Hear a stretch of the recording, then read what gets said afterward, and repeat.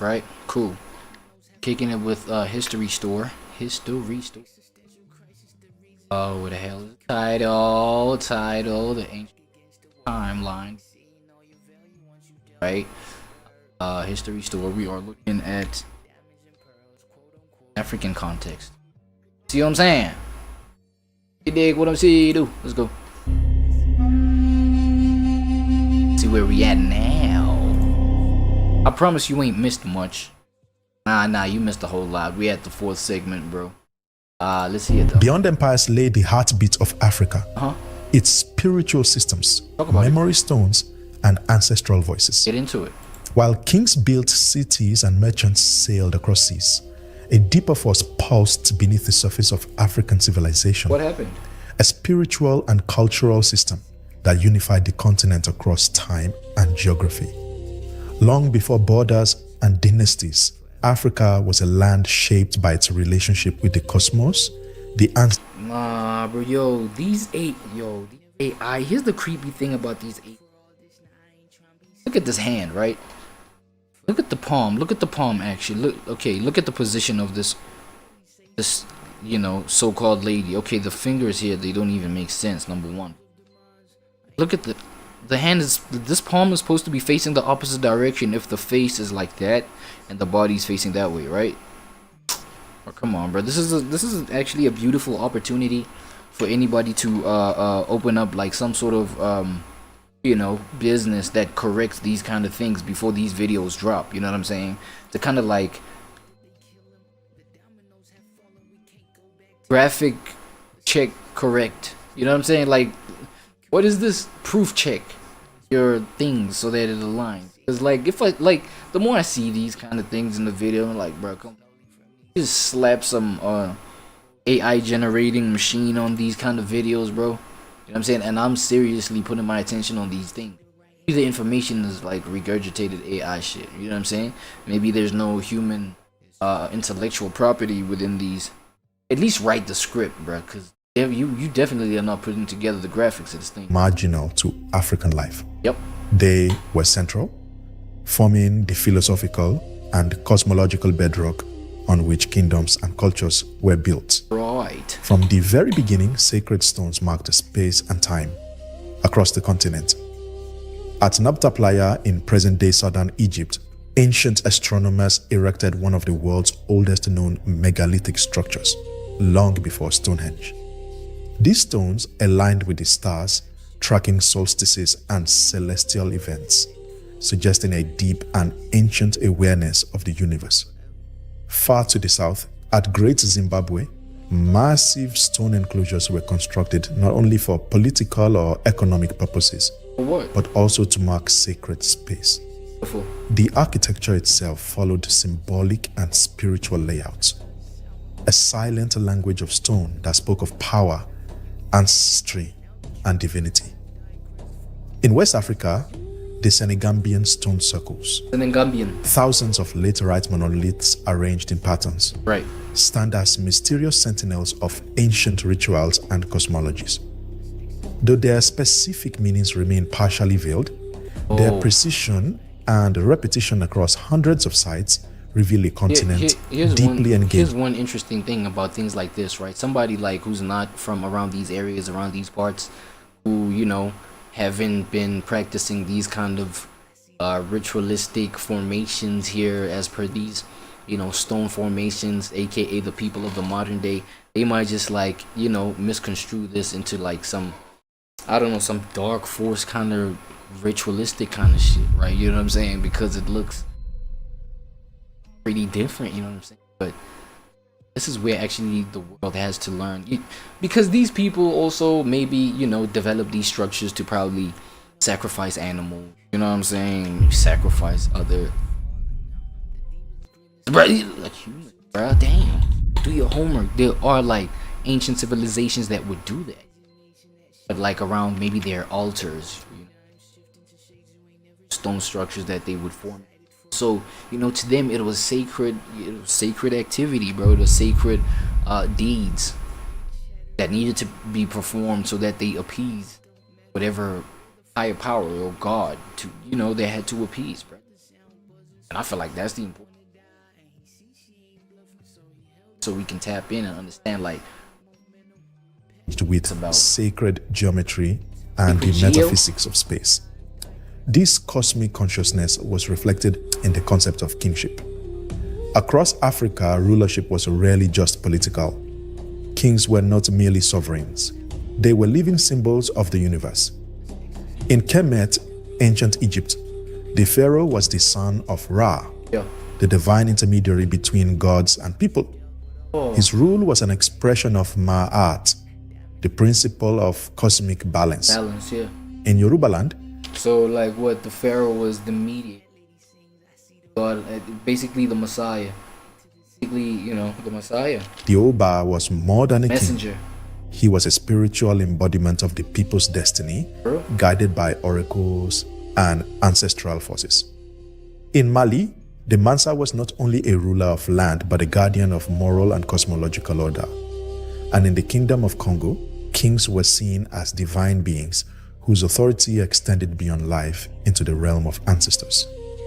So basically the whole moral of the story here is the fact that, yo, there had to be, like, people or civilizations understood that there had to be something that's more powerful than them. You know what I'm saying? And so therefore, you know, even things like elements of nature that people couldn't, you know, control, couldn't understand, they had to rely on the power of something that's beyond them to probably, you know what I'm saying, control those elements that we cannot control as a civilization. And the access to that there has to be some sort of mediator access, you know what I'm saying, access point for our communication to get there. Because for some reason, you know what I'm saying, as a humanity, as a collective of human beings, like, we cannot get to that point of communicating to these highest beings. You know what I'm saying? But then again, that does you know, contribute, like, the lack of, well, the ignorance within humanity, within each individual human being. But then again, that did, you know, that mediation, it did kind of, I don't know, would you agree or disagree that it created some sort of, like, order within people, especially when it came to, you know, those connections developing some sort of morality amongst people, right? A moral script, moral law. You know what I'm saying? Like, yo, to be connected to these higher beings, you got to be a certain way. You got to conduct yourself a certain way. You know what I'm saying? Make sure you're pure in certain ways. It's like, feel me?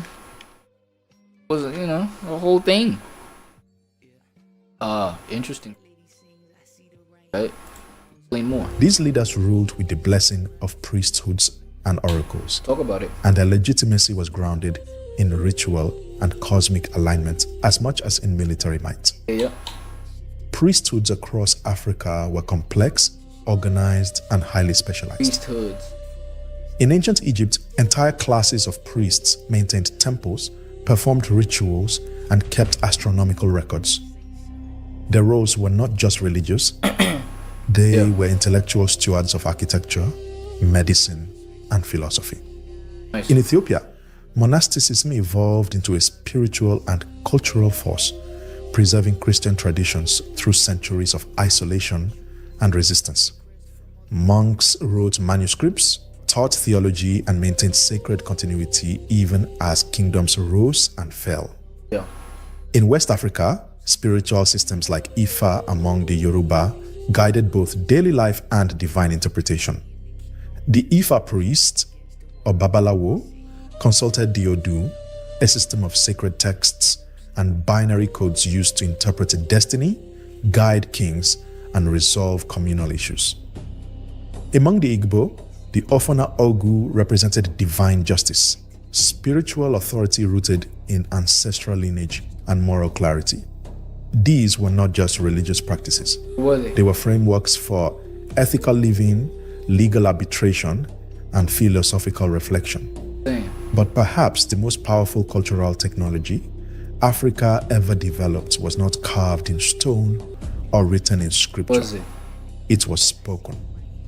Oral tradition was the spine of African memory. Through it, histories were preserved, genealogies maintained, and cosmic truths But then you see, now the thing is, bro, the problem with oral traditions is the fact that they can, like, turn into broken telephone. You know what I'm saying? Like, a certain civilization, because maybe they want their own asses to get shown. You know what I'm saying? They want their own power to be displayed. They might just, like, omit certain information when it comes to certain truths so that they seem more superior. I guess the whole oral tradition, passing down of Africa's genesis, or just its activities and its deeds and its principles and traditions and morals and things like that, maybe the whole oral aspect of it did carry, but up to a certain point. Facts. Because now, in the age of selfishness, bro, you know what I'm saying, people who were in powerful positions, who were, entrusted with the responsibility of, keep the accurate information of what's real, what was real. You know what I'm saying? They could manipulate the thing easy. You feel what I mean? Whereas I feel like, like the thing being recorded into something that's not human, right? Maybe an external source, aka written form. You know what I'm saying? Recorded form nowadays. Like future humans and whatever is gonna be in existent in the future, they're gonna see, these recorded, filmed, content pieces, and where they came from through just like content. You know what I'm saying? That's more powerful at the same. You know what I'm saying? More than just like the thing being oralized. Oralized? You know what I'm saying? Nah, I don't even know if that's word, but yeah, I've heard of this whole, like, Africa's backbone of, like, its history and creative creative aspects being captured has always been oral. But, like, to me, there's a certain vulnerability in that kind of reality, right? That can produce a net negative. Oral historians were not mere entertainers. They were living libraries trained in the rhythms, symbols, and syntax of ancestral memory. Sometimes it may not even be like, maybe, a matter of sabotaging the people or sabotaging whatever. It may not be malicious, but you may be ignorant, but now you were chosen, however the process goes. You were chosen to be this orator. Or oral transmitter of information, but like, you may be ignorant in your own ways, bro. They could recite centuries, and you know what I'm saying, spread some false information of dynastic lineages, recount the laws of kingdoms, and transmit spiritual teachings in poetry, song, and parable. Among the Mandi, the griot's word was as binding as law. Among the Zulu, praise poets held court alongside kings, weaving oral memory into the heart of governance. Drums were modern instruments. They were speech. They encoded messages, announced events, summoned spirits, and communicated across villages and valleys. In many cultures, specific rhythms corresponded to sacred stories, historical events, or spiritual states. Masks, too, were not just art, they were sacred vessels. When worn in ceremony, they allowed the wearer to embody deities, spirits, and ancestors. The Dogon of Mali, for example, used masks in elaborate rituals that reflected their cosmology, which included star systems and galactic knowledge far ahead of Western astronomy. These rituals were immersive experiences, part science, part theology, part performance, through which the cosmos could be seen. And all of through which the cosmos could be seen.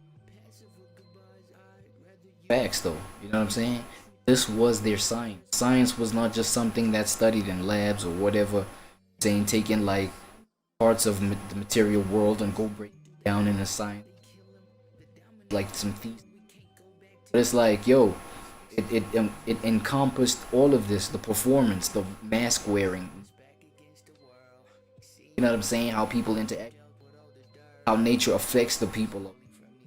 You know what I'm saying? Like, that whole thing was a science to be like studied, and that could communicate the reality of what God is, aka, right? In other words, seen, felt, and understood. Right. Across the timeline of African history, from prehistoric stone circles to the throne rooms of empires, Spiritual systems evolved not in isolation, but in tandem with cultural, political, and scientific advances. Okay.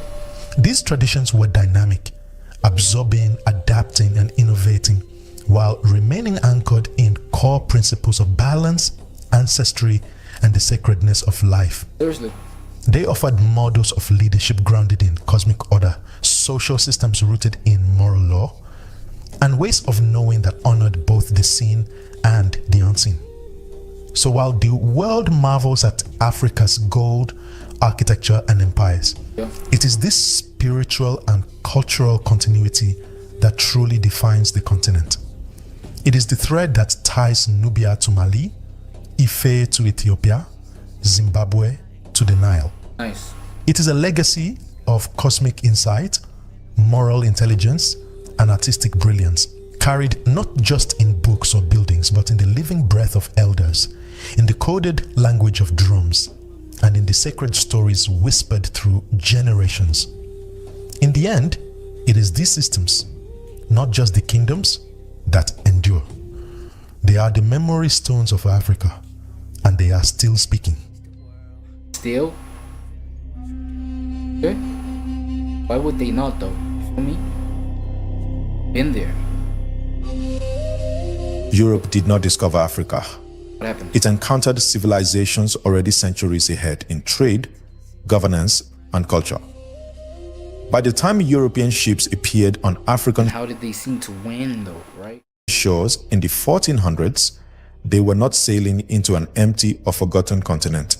They're getting into They were arriving late to a world already deeply in motion. yeah. One that had established powerful empires, thriving economies, and international trade networks stretching across deserts, rivers, and oceans. That's why it cannot be discovery. But theft. Golly, but theft, right? The main objective, which is colonizing the spot. You know what I'm saying? Seeing whatever weaknesses they have. You know what I'm saying? And just like working on that. You know what I'm saying? Presenting a better solution to some weakness I believe they got going on. Them believe that. Them believe they need me. Still whatever, you know what I'm saying? And the cost, I present the cost of them engaging with me, you know, as them giving me whatever is valuable, because that's the trade-off. Still they shit that way, like, you know what I'm saying? God, you know what I mean?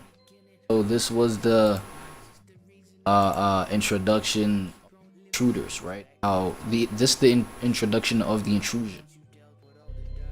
What the Portuguese and other European powers found in Africa What did they find? was not a blank map, but a series of organized sovereign states, many of which had already cultivated their own diplomatic and commercial ties across the Islamic and Indian Ocean worlds.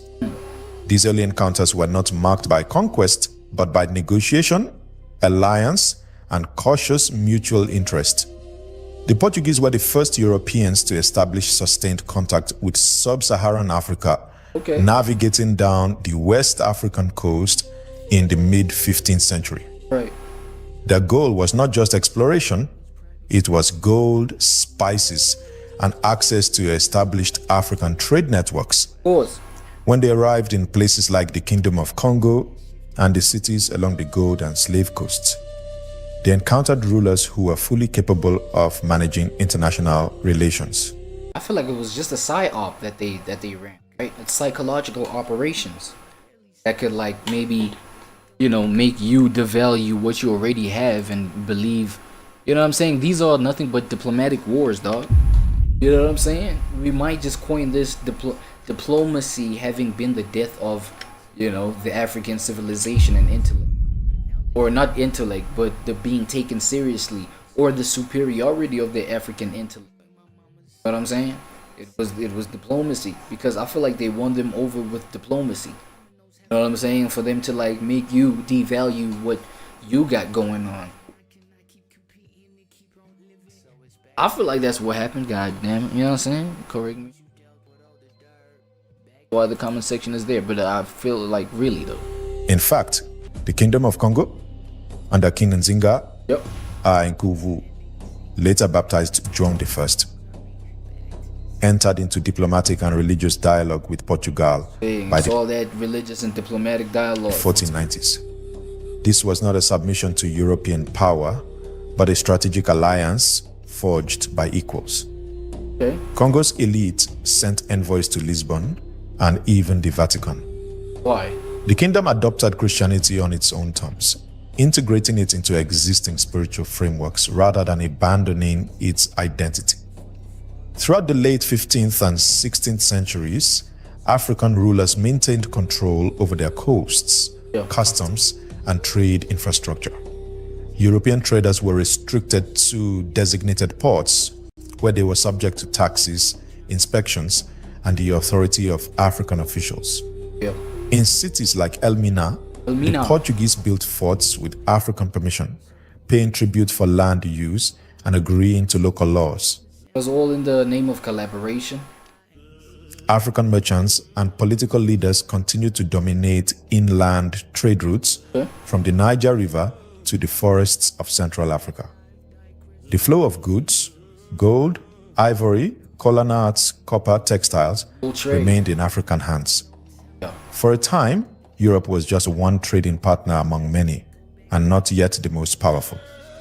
But alongside this exchange, another more sinister current began to rise, one that would eventually rupture the continent's stability: the Atlantic slave trade. At first, enslaved persons were a small part of the commercial interactions, exchanged in limited numbers for firearms, beads, and metal goods. Many African states had internal systems of servitude, often based on war capture or death, and not necessarily permanent or hereditary.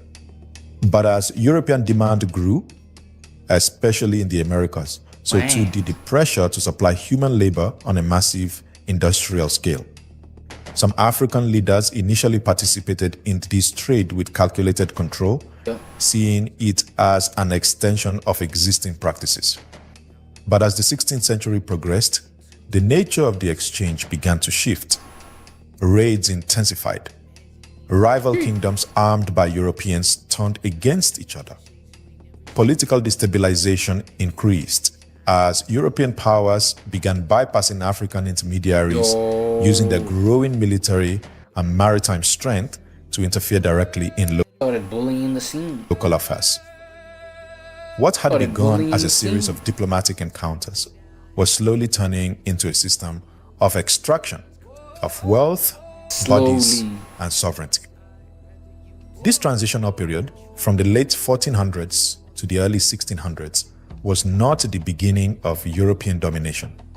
It was the end of African control over its own narrative. Oh my God! And I feel like it's, I don't know if y'all are familiar with the frog concept, right?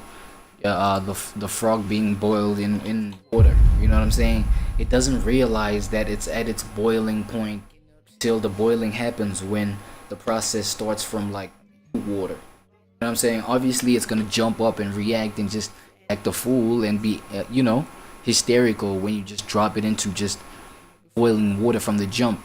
But if you let that mug sit in that cool water and then boil it slowly, oh my God, it realizes once its skin is, starts being that, oh damn, I'm boiling, this is crazy. You know what I'm saying? And I feel like it was that. Because, as we understood, they began as, European, I think these Portuguese, that is, right? They began as just one of the trading partners in Africa, right? Till they just like started to show their dominance. The attempt at starting to show their dominance and their dick size and shit like that, right? So yeah, it just shows that a strategy and just taking some stuff over. You don't need to do it with like immediate impulsive muscle, you know what I'm saying, and aggression and shit like this. Slowly but surely, slowly wins the the kingdoms race. that had once dictated terms to foreign traders were now facing the early tremors of colonization. The balance of power had not yet fully tipped, but it had begun to shift. Still, the record is clear. Yes. Africa was not discovered. It was approached. It was negotiated with. Yeah, It was that's my conclusion. It was just like discovery, like they've been operating respected at a respectable, decent level. for a time. And in that brief window before the full weight of colonialism crashed down, Africa stood tall, not as a land waiting for histories, but as a continent already rich in it. From the stones of Napta Playa to the walls of Great Zimbabwe, this has always been more than a timeline. It is a memory map etched across millennia. Right. We began this journey with erased names and silenced civilizations. Correct. Yet we found that Africa was never lost. Never. It was living. In the stars that guided ancient astronomers, Damn. in the gold that glittered across Saharan empires, and in the voices of griots echoing through time. Hell yeah. We traveled through sacred deserts, golden savannas, mountain monasteries, and coral coasts. Every step reminded us Africa's timeline is not a tale of beginnings and ends. It is a river flowing through the ages, uninterrupted, undeniable, and foundational to the world as we know it. But somewhere along that river, the flow was interrupted. Not by a lack of brilliance, About what? but by a deliberate distortion. Colonialism redrew the map and narrowed the lens.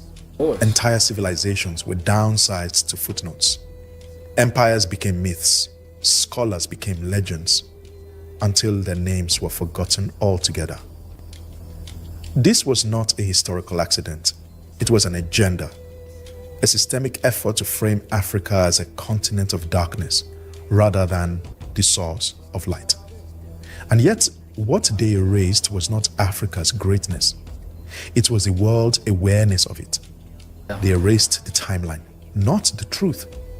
And now, the truth is resurfacing. We are the generation that remembers, the ones who refuse silence, the ones who trace the ancient roads back to their source, not to relive the past, but to restore it, to reclaim it. We are the witnesses and the keepers of this story. Right. And it is no longer hidden. The drums are still beating. The stones are still